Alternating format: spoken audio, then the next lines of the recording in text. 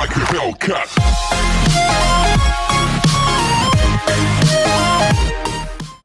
Hello and welcome back to the channel where of course it's time again for another Sega Saturn review, and today we have got one of the last 20 or so Saturn games that came out in the PAL region at the start of 1998, also came out on the PS1, and that game is Courier Crisis, a game where you cycle around the city, pick up packages and deliver them to other people. It sounds pretty good, full 3D environments, cycling around. There wasn't really many games like this, if any at all, when this game came out. The big question is it any good? So when you rock around to the main menu, you've got a few options. You can head into the sounds and you can adjust the different volume levels, audio options. It's pretty basic stuff, nothing too complex there. We can move across to the control scheme, and I'm not going to lie, the controls setup for this game isn't the best. We've got a pedal, a bunny hop, a brake, a sharp turn. We've got a punch button, a punch plus kick with the R and the L's. We've got the steering with the D-pad. It's not the best, but I will talk more about that in terms of the way the game plays. We can then also head into the shop where we can look at all the different bikes that you can purchase once you've got money from doing all the different missions, and there's a fair amount of bikes to pick from. Once you've got the cash, you can upgrade it. Obviously they get better, they get faster, basically better to play as. There's nothing too difficult to understand about that. And of course we can go on to our save data where we can start a new game, we can load our save game, we can use a password as well.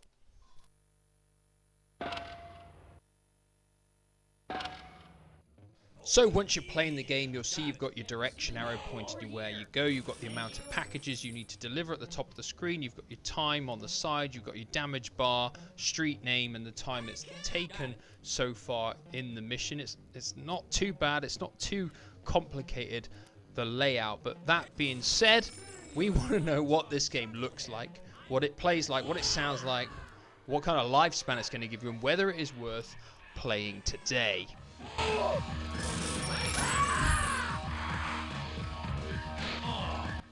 Now I'm going to be honest, I'm not going to beat around the bush with this review. I'm going to be frank, honest and truthful. Courier Crisis looks pretty crap.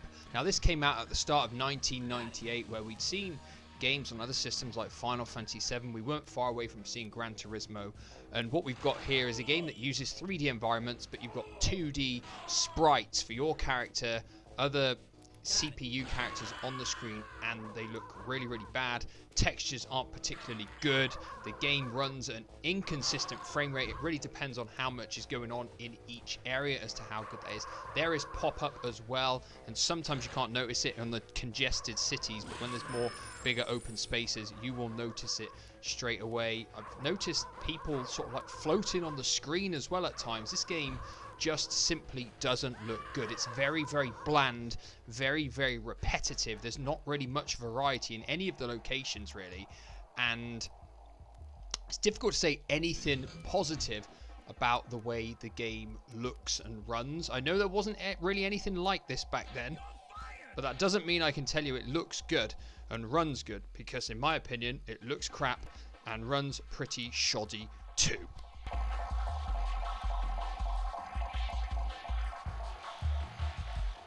Said at the start of the video that it doesn't have a great control scheme, and that kind of adds to the fact that the game plays really, really crap. It's really rubbish. It's not very responsive. The turning circle for the bike is absolutely shocking, meaning you're going to be doing the quick turn, which means a lot of the time you'll turn too much. You'll get stuck by cars. It's just bad in the way it plays, and it gets irritating and frustrating really, really quick. You can do hops and you can do tricks which can give you boosts such as speed boost or slowing down the time, but the last thing on your mind when you're playing this game is trying to pull off tricks. It's just trying to get around the corners without getting smacked by a car and stuff like that. Obviously you get a new bike, you go faster, which makes it more difficult to control, in all fairness. I just can't really think of anything redeeming about the way the game plays. The layup for the control pad's not great either, because you're trying to hold one hand to accelerate and then you're trying to use another finger on your right hand to do a sharp turn or brake as well. it just doesn't work well. And for me, the biggest crippler for any game will always be the way that it plays, regardless of the graphics or the sound or how much content there is. If it plays bad, then you're just not going to enjoy it at all. Now, maybe you'll be thinking I'm going to say the game has got a redeeming feature in its sounds and its sound effects, its music, but unfortunately not. It is repetitive beyond repetitive. The noises of the dogs barking and the customers shouting at you the same rubbish comments over and over again starts to grate on your ears, and they're going to start bleeding if you keep playing this game for a long period of time. It sounds really bad. The music as well, there's nothing redeeming at all about the music. It's like it's been knocked together in 5 minutes, and it's just so disappointing. At least if you've got great music whilst you're playing a game, it can distract you from some of the other rubbish features. Unfortunately, this game doesn't, and it has really repetitive sound effects too. I'm not going to torture anybody by playing any tracks from the game this week whatsoever. Just take my word for it that the soundtrack and the sound effects for this game are not good at all. Okay, thank you.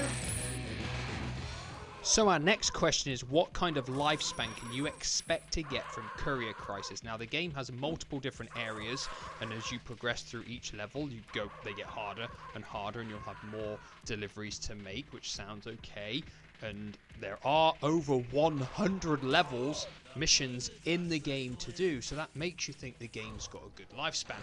Now, in theory, it does. But the problem is, because the gameplay is so poor, and it doesn't, in my opinion, give you any enjoyment at all when you play it, you are not going to want to play through all of those levels. They spike in difficulty as well. The first ones don't seem so bad. If you play ones further on, they seem really, really hard. And it's just, there's just no enjoyment in the way it plays. And that's the biggest killer for a game. I've said it already.